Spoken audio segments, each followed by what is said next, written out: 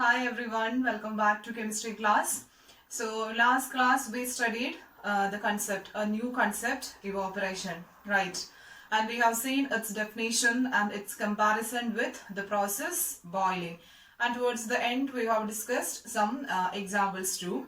And today we will see some more examples related to this evaporation and the after effects of evaporation and what are the factors that depends upon this evaporation. Okay, so let's see all these properties of this evaporation in detail. Okay, so students, next feature about this evaporation is that wherever evaporation occurs, it causes a cooling effect. Wherever the process evaporation occurs, which leads to a cooling. Okay, so we know the acetone, that is the commonly we use for nail polish remover. Okay, just assume the case of nail polish remover. If we pour 2-3 drops of nail polish remover to our hand, then what happen? We'll feel a cooling effect. In our palm, we'll feel a cooling effect, right? And after 1 minute, we can say after 1 minute or 10 to 20 seconds, what happen? That nail polish remover that we have poured in our hand get disappeared, right? Why it disappears actually? Because it is due to the evaporation. Okay, what process occurring there? That is evaporation.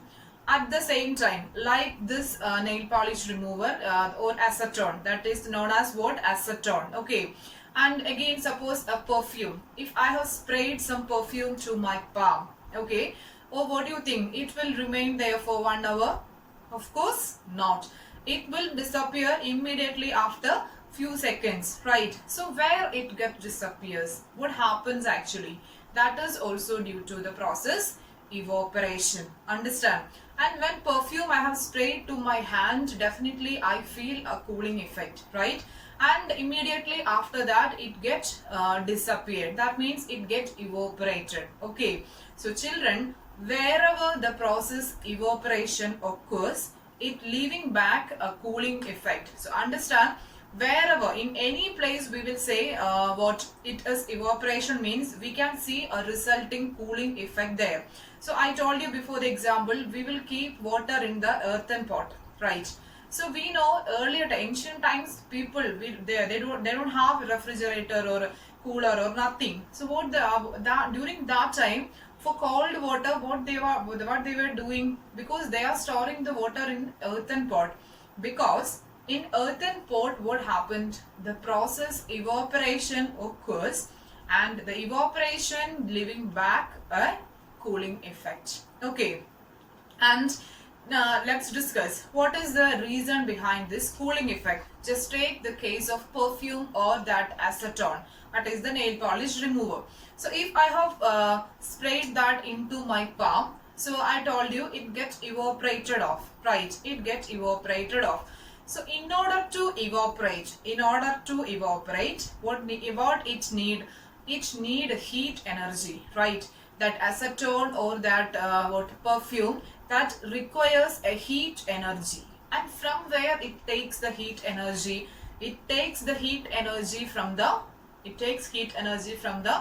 palm, right? From the body itself it takes that heat energy, and since from the body that heat is removed, and from this part actually what happened, and already we know body is having a particular temperature, and if that heat is removed for a while, and that is resulting to a cooling effect. So evaporation occurs means it need a sort of heat energy, and from which surface it absorb that heat required for evaporation, it leaves back a cooling effect there. And why my palm feel cool? My palm is getting a cooling effect because a sort of heat energy is removed from my hand, and that leads to the cooling effect.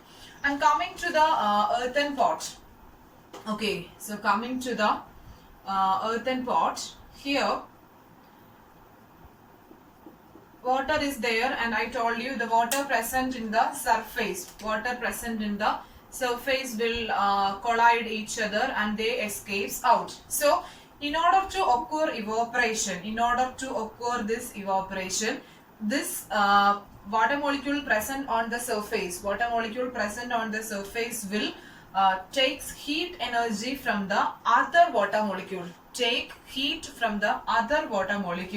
and that is why then what happened, these inner water molecule will loses the sort of energy that it possesses. So since it loses the energy, it will be cool, or it will show the cooling effect. Okay, so that's what happened for the perfume. Even we can say that evaporation from the sea water. So whenever the evaporation occurs, as a result what happened, that will lead to the formation of cloud, right?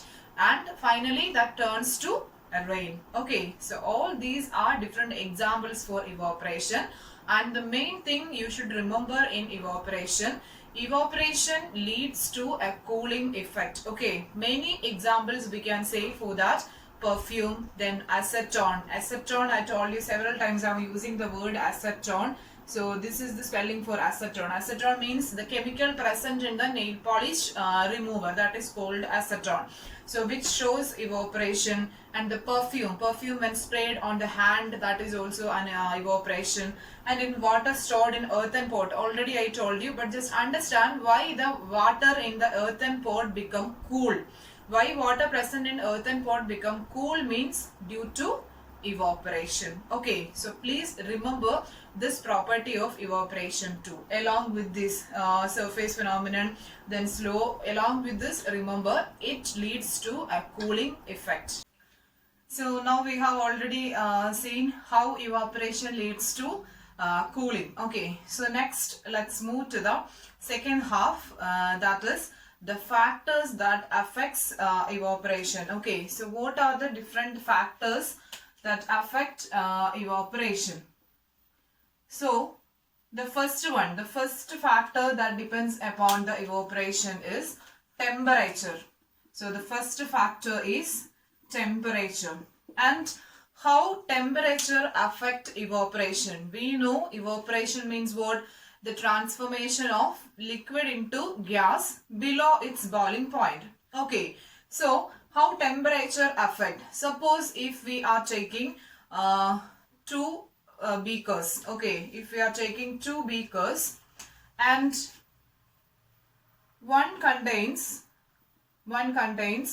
hot water and other contains cold water. Just imagine we have taken two beakers, two open beakers. In first one we will take same amount of hot water and cold water, both are in same amount. Okay, so observe it after 1 hour or 2 hours. So we can find more evaporation in this first beaker. That means the hot water will be evaporates more compared to this cold water. So what makes this difference actually? Because here the temperature will be high. So we can say how this temperature depend upon evaporation means, as the temperature of the medium is increases, the rate of evaporation also increases. When temperature increases, evaporation also increases, and but temperature decreases, the evaporation also decreases. Okay, so that is the first point that depends upon the evaporation. Okay, temperature is directly connected with the rate of evaporation. Temperature increases, evaporation rate increases. Temperature decreases, the rate of evaporation also decreases. And let's see the second factor that depends upon the evaporation. The second factor is surface area. Surface area. Okay, so we can consider the same case. Okay, the same case can be considered. In here, instead of this cold and hot water, just imagine that we have taken hot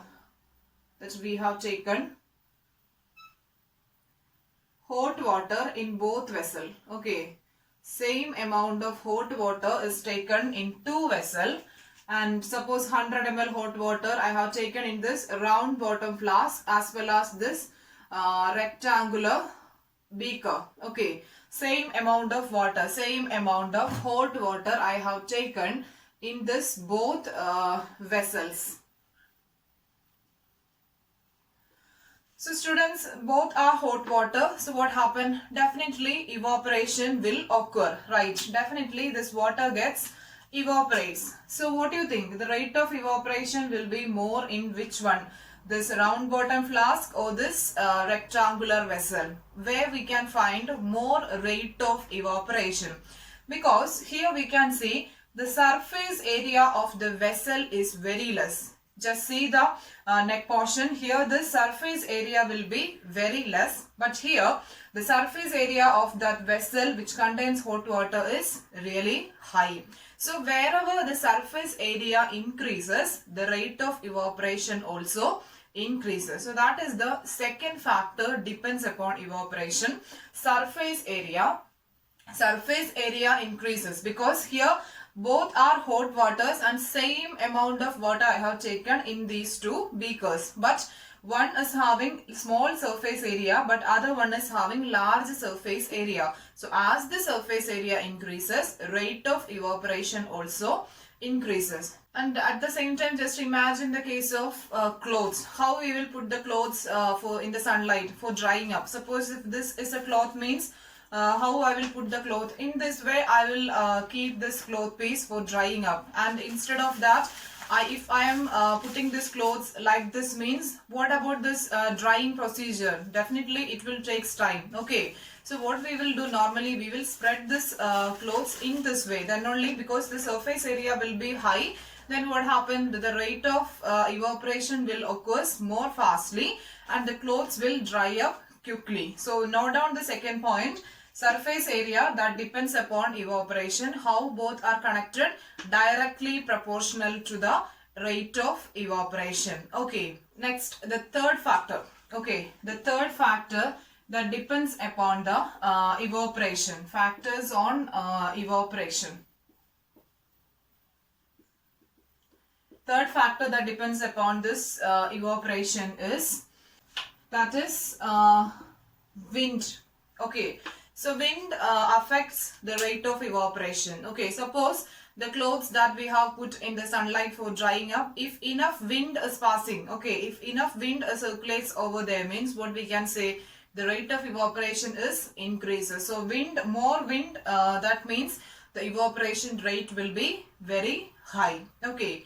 The fourth factor that depends upon the rate of evaporation will be humidity. Okay. Humidity is the third factor that depends upon the evaporation. So, suppose if the atmosphere is humid, that means moisture content is present in the atmosphere. So, what happens if we are kept anything for drying, means that drying process is not that much fast. It will take time. Definitely that process will be very slow if the atmosphere is humid. So, we can connect the relation between humidity and rate of evaporation. As the humidity increases, rate of evaporation is decreases. Okay, so the clothes also we can compare the case of clothes also. So the cloth piece that kept in the area of sunlight, there the sunlight is reaches maximum, and other cloth can be kept in the some other place. There not that much light is available. So just compare the rate of evaporation, or the same hot water can be kept in two different places. One should be kept in the area where the sunlight is reaches maximum, and this can be kept in a humid area. So just we can compare the rate of evaporation. So wherever we will get more sunlight, the rate of evaporation will be very high. So students, these are the four factors actually that depends upon a rate of evaporation. But the first three factors, temperature, surface area and wind, both are directly connected with the rate of evaporation. That means by increasing these three factors, when temperature increases and when surface area increases and rate of wind speed increases, the rate of evaporation is increases. Understand? But coming to this humidity, as humidity increases, what happened? Rate of evaporation is decreases. So that is the relation between these four factors to the rate of evaporation. I think it's clear the factors, how each factors is affect the rate of evaporation. Okay.